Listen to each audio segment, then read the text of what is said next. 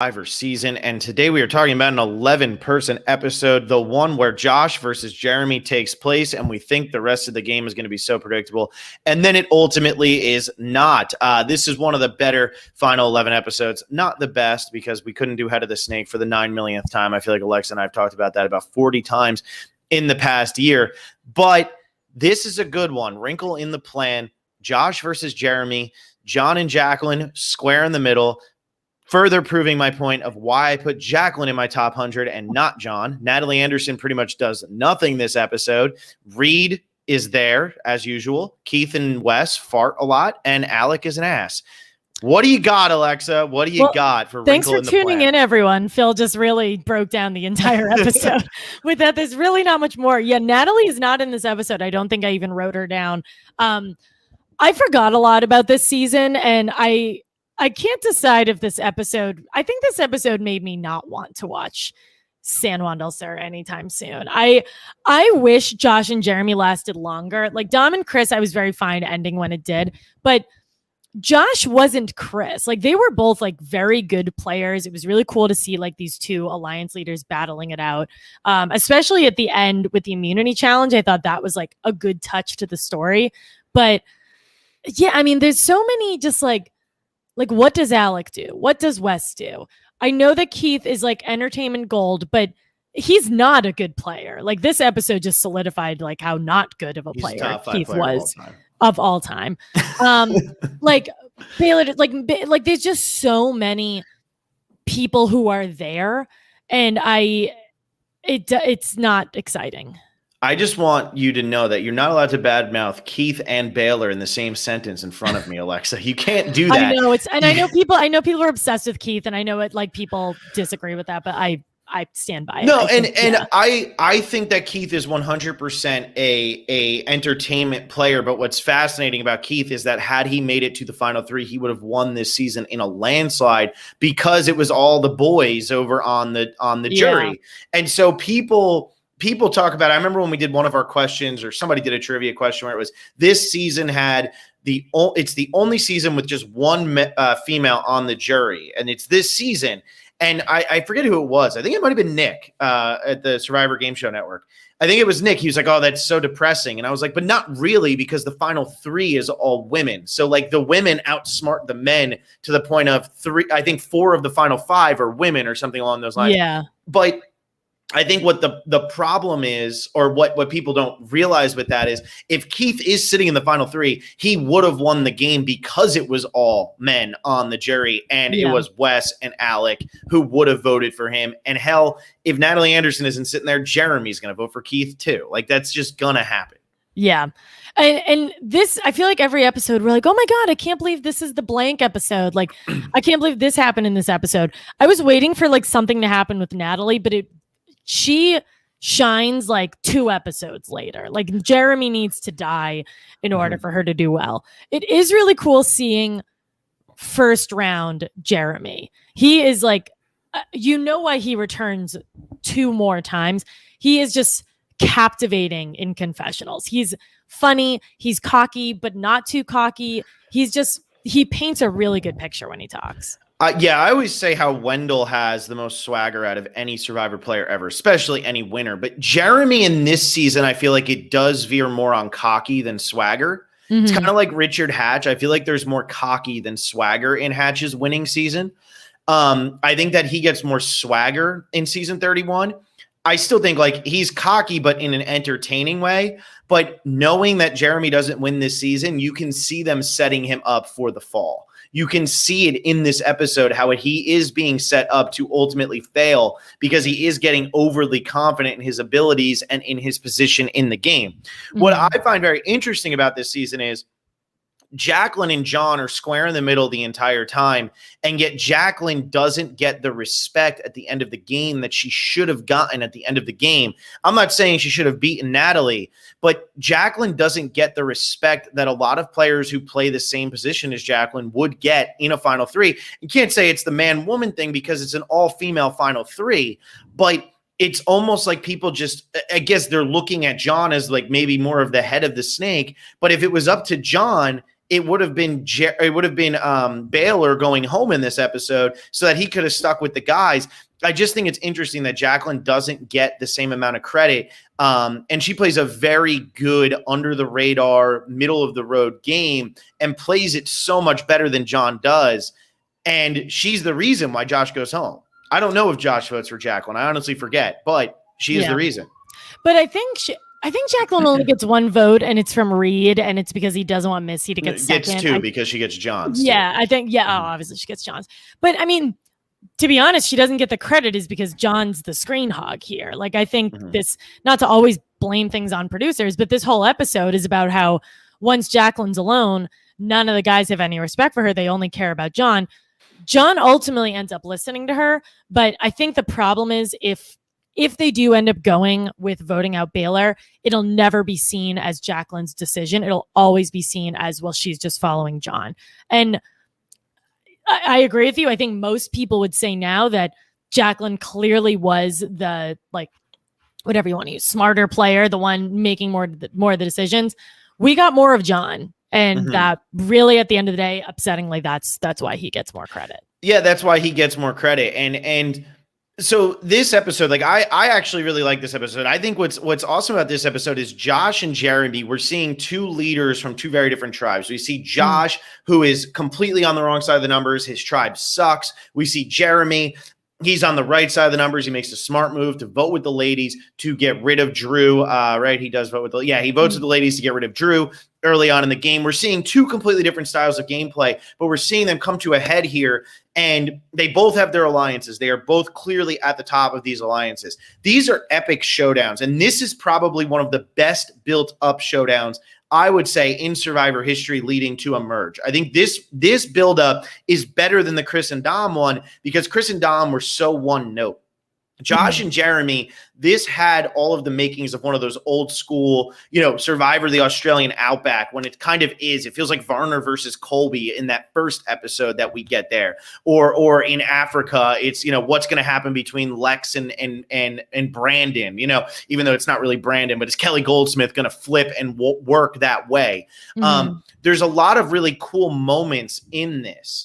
That we don't really see as often now because there's so many mix-up and people are always meeting. But with Josh and Jeremy not getting to play together but still kind of forging their own alliances, it really works. The one thing that this episode proves, though, in my opinion, is that Blood versus Water is a terrible twist that worked really well the first time.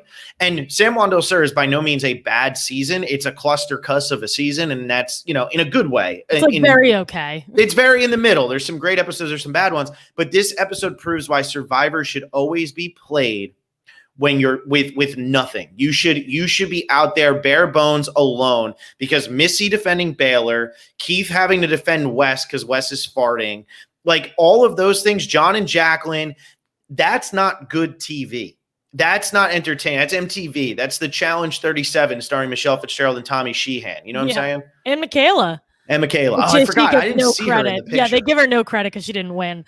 But yeah, it's definitely like weird. One note that I took was like, it's weird seeing like a cute shoulder kiss, like when debating. It's like, ooh, that's not this show that we're watching. And like, it's cute, but until like Jon takes up all the screen time. So it's like, it's interesting, but I think they even say it. I think Natalie says, I'm trying to think of who the other like single is at this point, but Natalie makes a comment about like getting the singles together. And at this point, there are still a lot of couples, and you're at such an advantage when you're a single because you don't owe anyone anything. And I think shockingly, like I would have expected that the all newbies version of Blood versus Water would be better because, with the returnees, like they're all the significant others are always going to get less screen time, but that's really not the case. It's really not the case. The first Blood versus Water season is a phenomenal season because it had more standout players, because Hayden was great entertainment, but also a great player. Caleb was a really great player, even though maybe he wasn't the most entertaining. Vetus was good in both accounts. Sierra Easton might be the most iconic female player until Aubrey plays her third time and Kelly Wentworth plays her third time. But in terms of first time out, she has the most impressive run. Maybe not more than Aubrey, but it's close. You know what I'm saying? So especially since she's playing with returning players. So there's a lot of great casting from, like, John Cody is great casting. Brad Culpepper is great casting. A lot of great casting on the loved one side in the original Blood versus Water. In this one, I think what the problem was is you had one massive Survivor fan in every couple. Reed was a massive Survivor fan. Wes was a massive Survivor fan. Kelly Wentworth was a massive Survivor fan. Jeremy was a massive Survivor fan. But only half of each pair was a massive Survivor fan. The other half wasn't. And then you had some instances like Jon and Jaclyn, Natalie and Nadia, whatever it was, that weren't big Survivor fans at all. And so when that's happening, you're trying to go with the drama. You're trying to go with the with just the characters and not really think about the gameplay. And then you have these situations where it's like, okay, we have the Southern mom and daughter, and we have the Southern father and son. How will that work out together? And how will that, like, I don't care how Keith and Wes would react to Missy and Baylor in real life. Like, to me, there's nothing less interesting than that. And I always gave Missy a very hard time during this season because this episode, I hate that I'm watching two parents defend their kids, because that's not what's, like, if I wanted to watch that, I'd go watch Real Housewives. Like, I don't need to watch that on Survivor. And I think that's why we haven't seen a Blood versus Water season since season 29, because I don't think production liked the way a lot of these conversations and storylines went.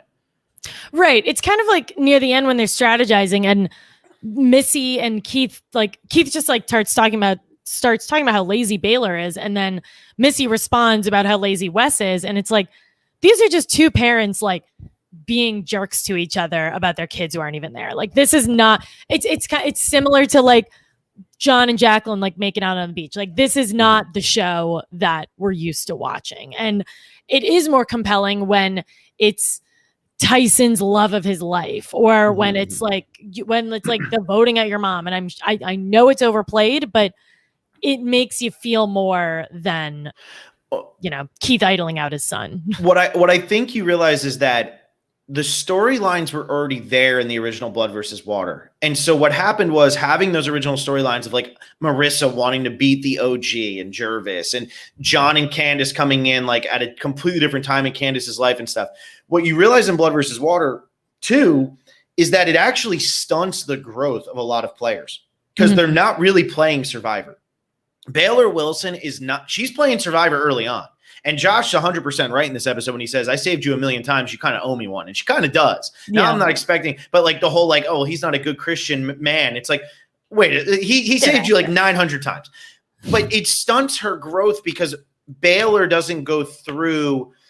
She goes through the Karishma storyline, but then gets a get out of jail free card when her mom's there to protect her every single time after that. Right. And you shouldn't get a get out of jail free card in Survivor. You should be, how can you overcome this on your own and grow as a person?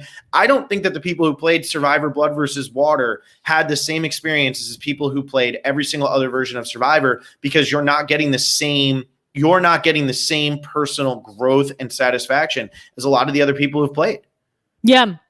Yeah, I completely agree. And I think just when I think about the dynamics that I do like on the season, which is Josh versus Jeremy, like Jaclyn versus the bros, that's what I care more about than Missy and Baylor or Keith and Wes. Like, there's cute moments. Like, this is the moment of Wesley's a good kid. He hasn't been to jail yet. Like, that's great. But it's that's one funny moment. And I think this is like an interesting, like, usher into like the newest school Survivor, because when you're watching this reward challenge and nobody's talking strategy because they don't even care to, because it's just like, well, they'll never vote with me. I think that's very indicative of some new school Survivor. Yeah, it's going against the whole voting block thing, but it's also going with the whole, like, well, if I don't have a chance, I'm just going to try to win the game and get idols. Like, that's what I'm just going to do. Because, it's the easiest thing to fall back on nowadays. And Jon does find an idol in this, and the idols in this season actually play out pretty well every time that they played or don't get played. In the case of Jon's second idol, they do happen in pretty cool ways, and it's interesting. But yeah, I agree that, like, there is not much strategy talk in this episode, because it's very clearly 5 versus 4, and then where are Jon and Jaclyn going to go? Like, there's no effort put in to try to sway anybody else to anybody's side, which I think is fascinating. And then what frustrates me about this episode even more, even though, again, like I said, Josh versus Jeremy is fantastic, and we'll actually talk about that in a sec. But what frustrates me about this episode even more is all we hear the entire episode is how bad Alec is, how bad Wes is, Keith just being there with it, and they vote out Josh anyway. Well, if Josh, like, why are we being told how disrespectful every man except the man who gets voted out is if that's not like what the storyline is? And that kind of irks me in this episode. Yeah, I almost like forgot that Josh goes home here because like Josh doesn't really get a swan song, and Josh versus Jeremy is actually more kind of last week, and last week had like the worst ending it could as the merge boot since the merge of token tunes. Yeah, and so it's like, yeah, I agree with you. Like Josh doesn't really do anything wrong, and once he gets that first vote, you see him like he's just like shit, like I'm out of here. But I think like why not hit the second person, because you see that happen so often. Like don't hit the head of the snake, hit Alec or hit Wes, and then you're pissing off Keith, which doesn't really do anything. That's better. And then as a fan, that saves Josh, who I think is a great character and probably apart from Keith, like I think the most likable player in that alliance. I would honestly say Josh is the most likable person on this season. I really would. Great. I really do believe that. I think he's got a really interesting story early on, the way he's battling to keep his tribe alive and kind of navigate where the votes are going and everything like that. Jeremy becomes more likable his second time out. He's likable the first time, but he's not like, he doesn't carry it as much. And Keith becomes more likable because you run out of people to root for as the season goes on. And I think that's what kind of loses Josh in the mix of San Juan del Sur. Right. And Gamer Girl makes that point here. It says, my problem with San Juan del Sur is a lot of people made it too far. That probably should have been early boots like Wes and Alec. Like replace Wes and Alec with like Josh and Jeremy lasting a couple more weeks, and this season's a lot better. A lot better. And I know that Josh ultimately goes home here because they wanted to get rid of a pair. They wanted to split up a pair. But why not get rid of Wes? And I think this is around the time, because Kageon is such an amazing season and it's so well edited and it's so well done. Season 29 for me is around the time when the editors started to take things for granted a little bit. And we see it in 30. We see it in 31, no matter how good people think that season is. We see it a lot there. We even see it in 32. But they're taking for granted that we just know why Josh is going home. Yes, I understand it's Josh versus Jeremy and they want to get rid of the head of the snake. I get that. That's fine. But when I rewatch this episode without watching the first however many episodes of this season, and I hear how bad they're talking about Wes and Alec and Keith, and then they turn around and they vote out Josh anyway, there is a scene missing. There is something missing that is explaining why they're still going for Josh. And say it's all we needed was one thing of like, well, he's too good. We don't ever get that confessional of Josh is too good at the game. We got to get rid of him. It just is like, it just lands on Josh and Josh goes home. Yeah, because maybe we get it the episode before, but we don't even get Josh and Jeremy like going at it. And I think the whole point is that they don't go at it. They're just the two leaders of an alliance. But that's also what makes this like a tiny bit unsatisfying. Like Jeremy wins immunity and it's like, okay, well, it's like, it's going to be Josh, even though he quote unquote deserves to stay longer than any of the other players. Yeah. And at this point, everybody was just rooting for Baylor to go home because we all knew Baylor didn't have a chance to win the game at this point. Baylor was just too far out in left field. Nobody respected her like at all. But yeah, Josh versus Jeremy. Yeah, obviously it's a lot bigger in the final 12 than it is in this episode, but it can't be like understated how big this was. It's coming off Kageon where you had that epic showdown and Sarah Lucina in the middle. Same thing, 6-5 vote at final 11. Sarah goes home after thinking she was good. And it's the same thing here. It's a very distinct one versus like we have one side versus the other side. I think Jeremy has obviously gone on. He's played 3 times. He's finished well on every season. He won one of them. He's an epic Survivor player. He's iconic. He's everywhere. Josh is kind of just forgotten in this mix, though, because he's never played again. And I think that actually hurts this season now because this is such a great showdown. And there is so much build up to this. And the culmination, the finale might not be as good as the build up, but there is so much build up to this ending between this rivalry or just the fact that these two were coming back against each other. It's a shame that it's not discussed more because really when people talk about the season, they talk about Natalie and Jeremy, they talk about Jaclyn, and they talk about Keith. And then they talk about Kelly Wentworth, the fact that I guess she was, a top 50 player on this season. Like, I have no idea. Like, that's what people talk about. They totally gloss over the fact that like Josh was a great player, and not for nothing, as much as like a lot of people can't stand her, Baylor is a phenomenal female villain without even meaning to be a female villain. She is a phenomenal female villain who I think if she hadn't gone and just like wanted to get out of the limelight and kind of go do her music career, probably would have been asked to play again, because she is the more interesting version of this Gabby, Hannah, Aubrey type archetype that we see, in my opinion. Yeah. And I was about to list out like, okay, who's returned here? Like Natalie and Jeremy, they were a great couple, and now like seeing what's happened with them, like they've become even better of a couple because of Winners at War. Jeremy ends up winning. Keith returns, but he is so like not irrelevant on Cambodia, but he's so like punching above his weight class in Cambodia. And then Kelly Wentworth isn't even in this episode because she went home a few weeks ago. So it's an interesting combination of people who returned, and I'm sure Josh didn't return because he is like killing it on Broadway, but having Josh or even like Reed return, I think, or Jon or Jaclyn, which I'm equally as shocked that neither of them have returned. I think that would have helped this season a bit. I do think Jon was shortlisted for Game Changers, and then I don't know why I feel like they've been floating around. He's been floating. I don't think Jaclyn wants to play again. I don't think Josh wants to play again. I don't think that Survivor wants Reed to play again. I think they're trying to avoid as much controversy as they can, and the whole thing with Reed and Missy is controversial. I don't think Reed really, I don't know. I mean, Reed was the fan out of that couple. He was the one who was a fan. But yeah, it's funny how the people who play again, Natalie plays again because she won. If she hadn't won, she probably wouldn't play again.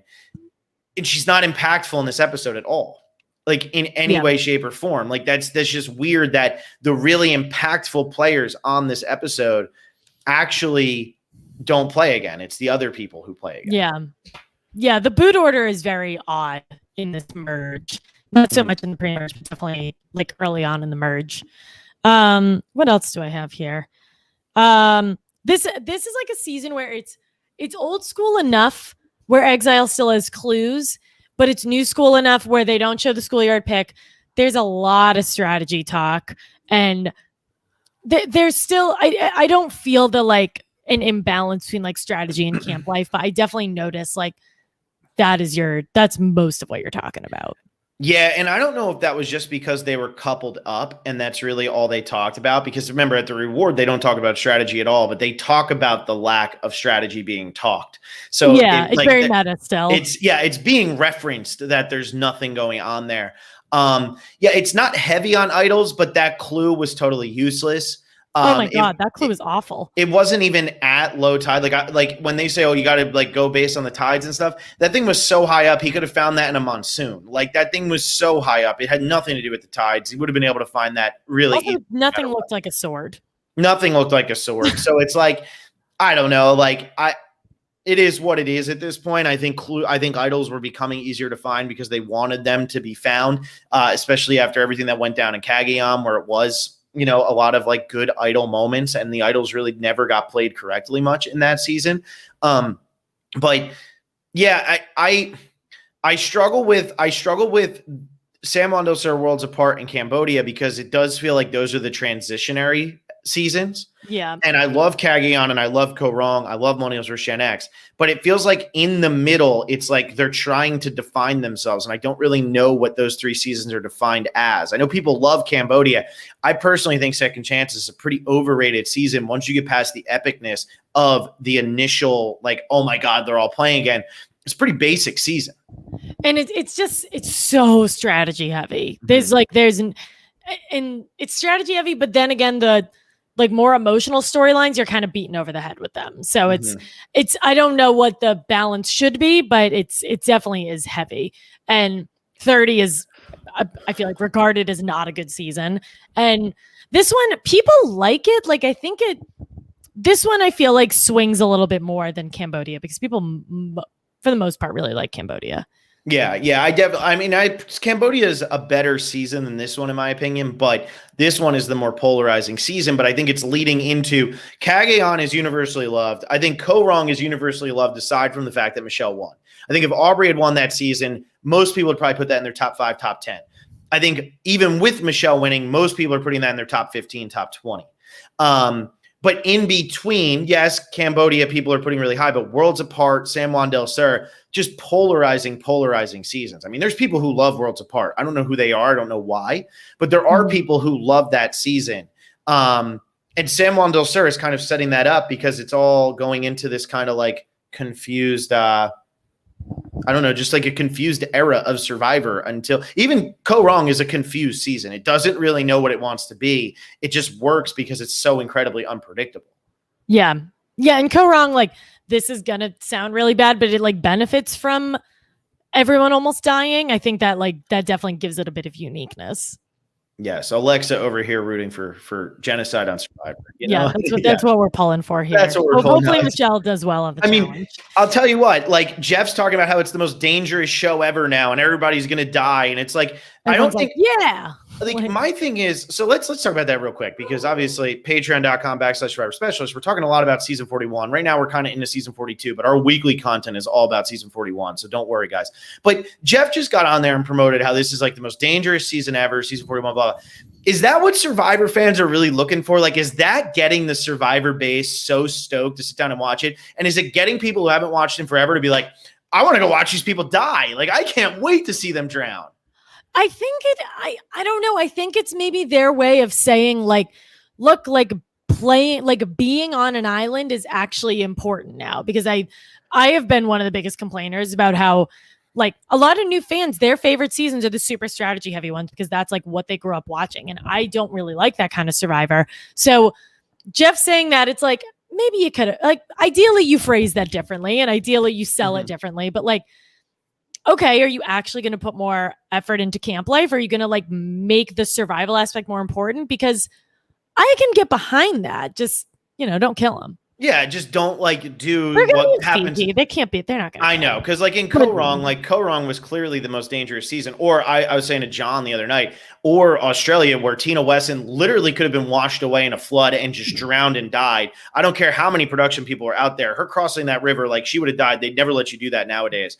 But yeah, when it's like coming up as like this is like a dangerous season, I'm like, that's like, I don't get that. And I hope there is more of the survival aspect, but like when I think of danger, I think of people being medevaced, and that's the worst part of Survivor. I mean, what's funny about San Juan del Sur is there's no medevacs, and yet it's still such a polarizing season. Normally seasons that kind of go straight and like, they follow the path of get voted out, people get voted out, that's it. They're normally pretty well received unless you're like a Thailand or something like that.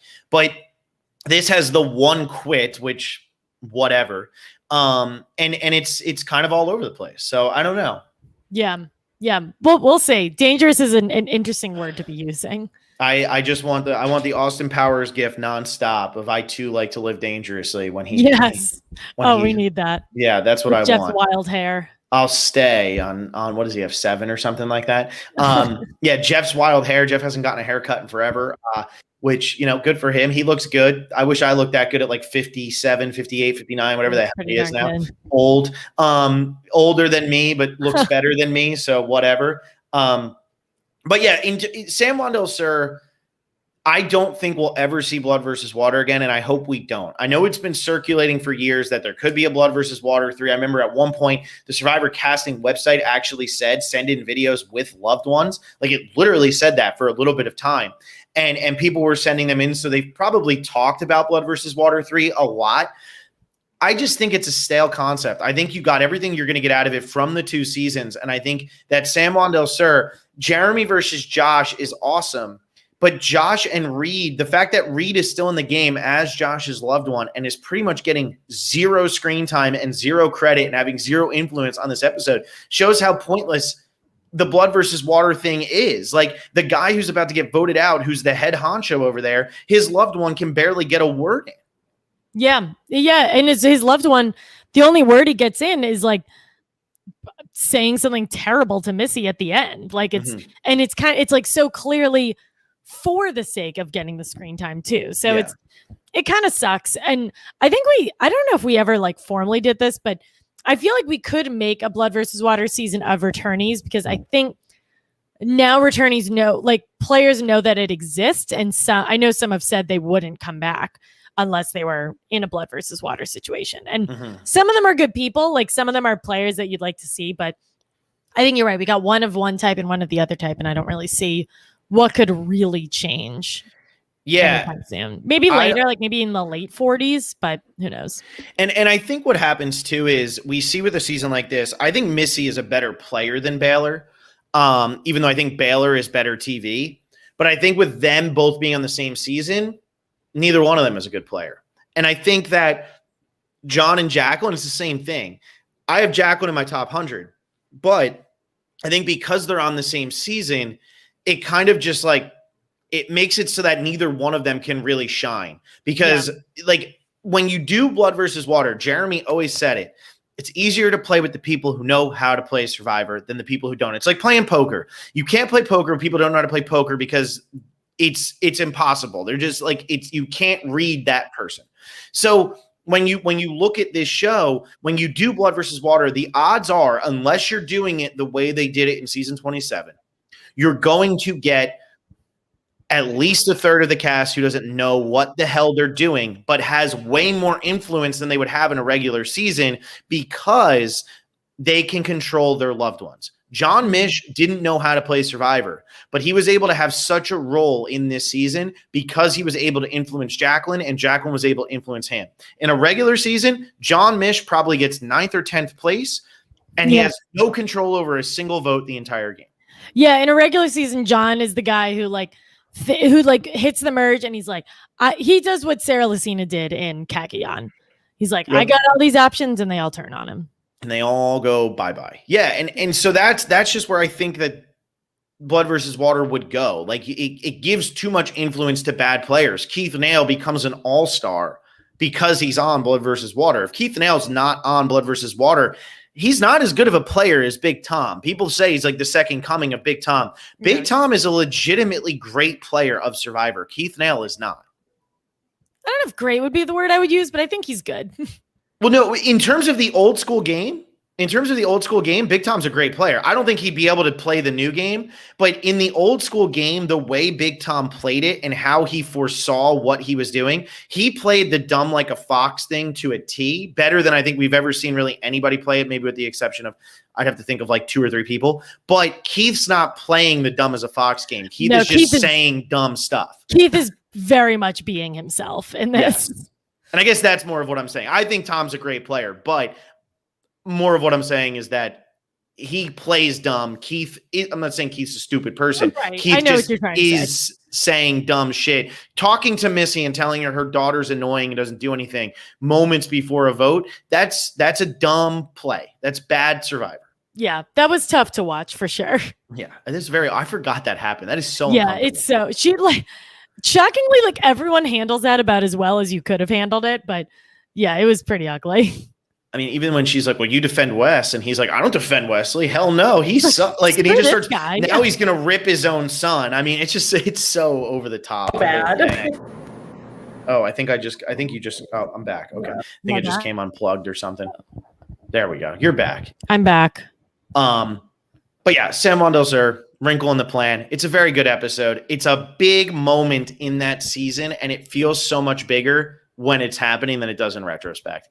It doesn't feel as massive when you sit down and watch it this time. It doesn't feel as massive when we discuss it because Josh never comes back. Jeremy goes on to win a season, and it just kind of is what it is in the grand scheme of this season. It's not as big as we thought it was going to be because at the time we were all so convinced that Jeremy was going to win the game or Josh was going to win the game based on who went home first.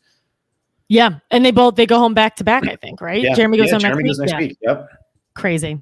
Yeah. And that's what makes this episode better. Yeah, but I'm glad we watched this episode. I think like we weren't going to do a San Juan del Sur rewatch anytime soon, so this was a good drop in the bucket. Yes, it was a good drop in the bucket, and if you're interested in hearing us talk about like fun other stuff, I've had the banner up the whole time. Patreon.com/Survivor Specialist. We're talking about new Survivor. I just want to keep like reiterating that new Survivor, upcoming Survivor. We have a start date, September 22nd. That is 2 months and a week away. We are so close. I think we're 10 weeks away from that start date. So we can actually start counting down to a real date and not blood versus water. So, there's that. So very soon. Yeah. Very soon. Right around the corner. Yeah. But so next week we are talking about a very, very old school season. We're talking about Survivor Marquesas. Specifically a moment that makes Phil and I very happy, and it's something that doesn't happen very often in Survivor, and it's when Boston Rob gets voted out. There's 10 people left in this episode. It is called True Lies. I think Marquesas is a very underrated season that has sort of gotten a resurgence, like once Vesepia wasn't picked for Winners at War. So we're going to try to capitalize on that. So we're going to come back next week and chat about that. And as Phil mentioned, we are talking about season 41, season 42. We're talking about no human beings that we know nothing about, and it feels really, really good. So now is the best time to become a patron at patreon.com/Survivor Specialists. Yes, and I'm very excited to talk about the final 10 of Marquesas because most people would think we would do the final 9 of Marquesas because that's the one that really changes Survivor. But this episode, I actually think the final 10 is the best episode of Marquesas and possibly one of the top 5 episodes from the first 10 seasons. It is so entertaining. It is so good. Sean and Rob are absolutely nuts. Kathy's breakdown is epic. And it's kind of like this Josh versus Jeremy episode. It's kind of like the prelude to something you never saw coming. And Josh getting voted out, you never saw Jeremy going next coming. And the same thing in this episode, you never see that they're actually going to flip, but it sets all of the game in motion for that to happen. But yeah, become patrons.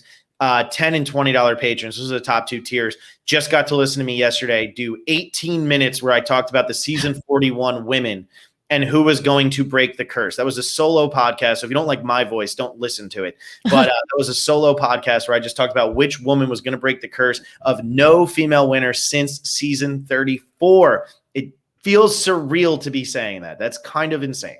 That's definitely insane. So yeah, listen to Phil talk to himself for 18 minutes. That's not something I'm able to do unless it's structured, which it sounds like this one was actually kind of structured, but become a patron. We have a lot of good stuff for you. Anything else, Phil? No, that's it. I hope you guys are looking forward to 41 and 42. Keep tuning into these episodes. Go watch the old ones. I put all the links down there. So if you're new and you're not watching, go watch that. Even if you just become a $1 patron, you get part of our Facebook group, which is fun. There's people in there. We talk about it and we forget to remove people. So give us $1 and then leave and we'll probably forget to take you out. Exactly. Give us that $1. Phil and I get 30 cents each of that. It's 50 cents, Alexa. Yeah, but Patreon takes. Oh, that's true. I thought you were doing it based on like a minute is 60 seconds. Oh God, yeah.